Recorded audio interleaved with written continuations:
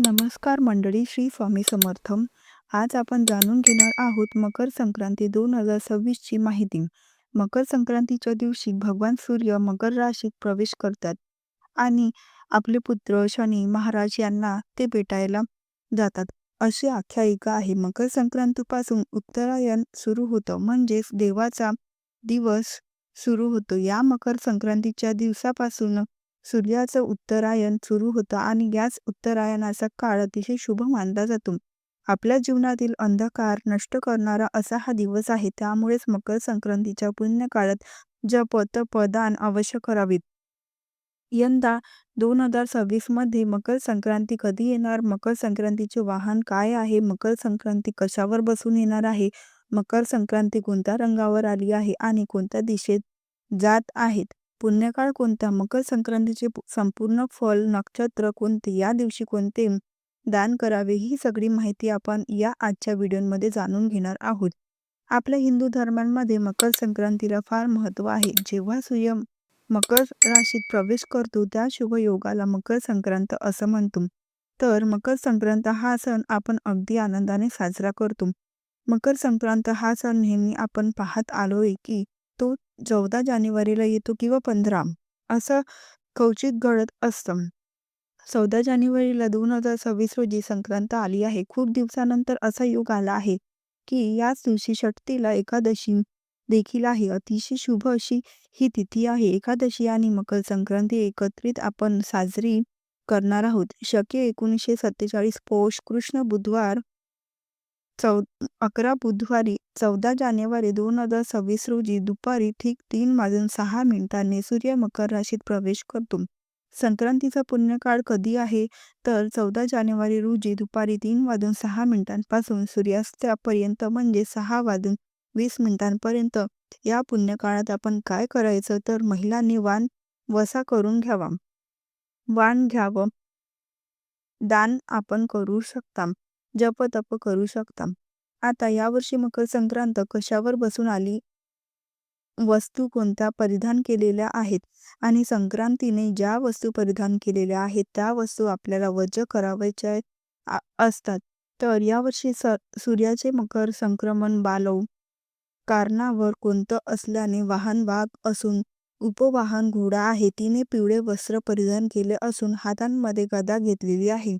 केशराचा टिळा लावलेला आहे. वयाने कुमारी असून बसलेली आहे. वासा करता जाईचे फुलं घेतलेले आहे. पायस भक्षण करीत आहे. बघा, पायस म्हणजे खीर. म्हणजेच या दिवशी दूध किंवा दुधाचे जे पदार्थ ते शक्यतो खाणं टाळावं. सर्प जातीची आहे.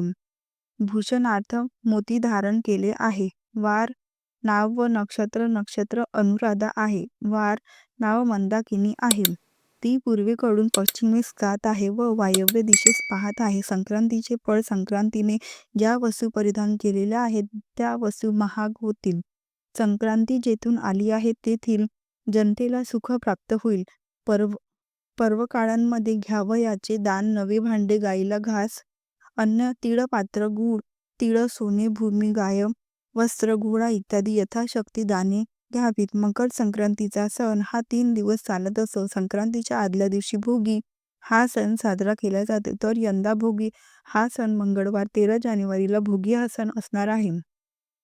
14 जानेवारीला मकर संक्रांत आणि 15 जानेवारीला किक्रांत हा सण साजरा केला जाणार आहे. किक्रांत म्हणजे करी दिन गुरुवार दिनांक 15 जानेवारी 2026 ला असणार आहे. अशा प्रकारे तिन्ही दिवसाचं वेगळं असं महत्त्व आहे. आपल्याकडे 3 दिवस अगदी छान आणि उत्साहांमध्ये मकर संक्रांतीचा सण साजरा केला जातो.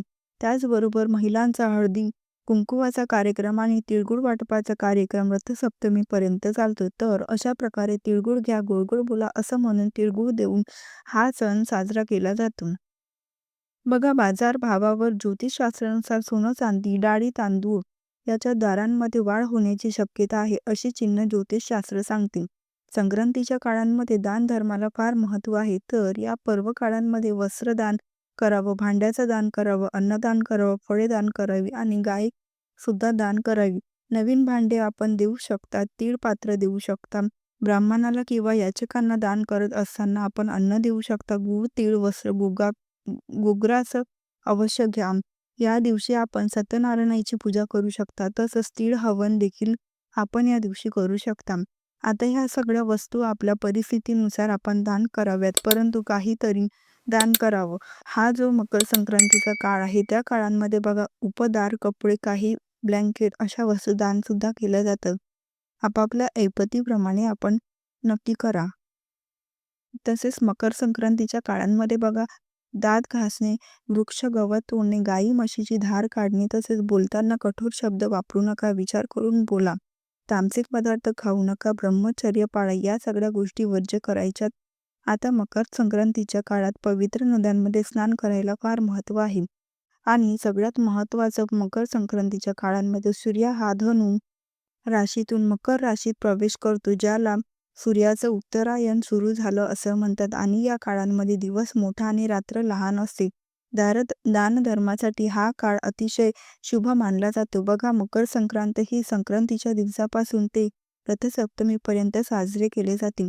संक्रांतीने ज्या वस्तू परिधान केलेल्या आहेत त्या वस्तू आपण वर्ज्य करायचे असतात. आणि यावर्षी संक्रांतीने पिवळं वस्त्र परिधान केलेलं आहे, त्यामुळे पिवळी साडी प्रत्येक सुहासिनी महिलेने ही साडी वर्ज्य करायची, म्हणजे घालायची नाही.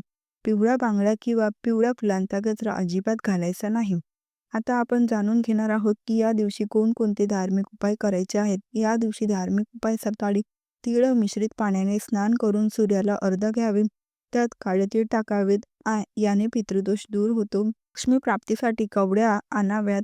कवड्यांना दुधाने स्नान घालावे. एका वाटीत हळद घेऊन कवड्या ठेवाव्यात. तिळाच्या तेलाचा दिवा लावावा. पूजन करावे. मुख्य दरवाजासमोर तुपाचा दिवा लावावा. तसेच तुळशीला तुपाचा दिवा लावावं. पूजनानंतर या कवड्या तिजोरीमध्ये ठेवाव्यात.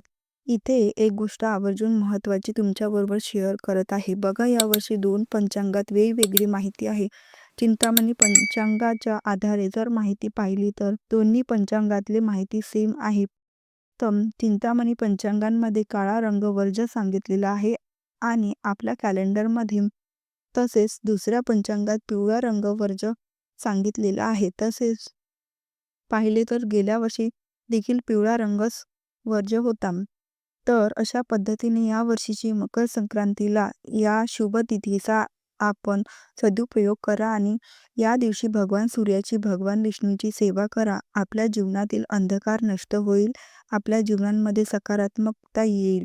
तर हा महत्त्वाचा व्हिडिओ तुमच्यासोबत शेअर करायचा होता. व्हिडिओ आवडला असेल, व्हिडिओला नक्की लाईक करा, शेअर करा व चॅनलला सबस्क्राईब करायला विसरू नका. व्हिडिओ शेवटपर्यंत पाहिल्याबद्दल अगदी मनापासून तुमची खूप खूप आभारी आहे. धन्यवाद. श्री स्वामी समर्थ. जय जय स्वामी समर्थ.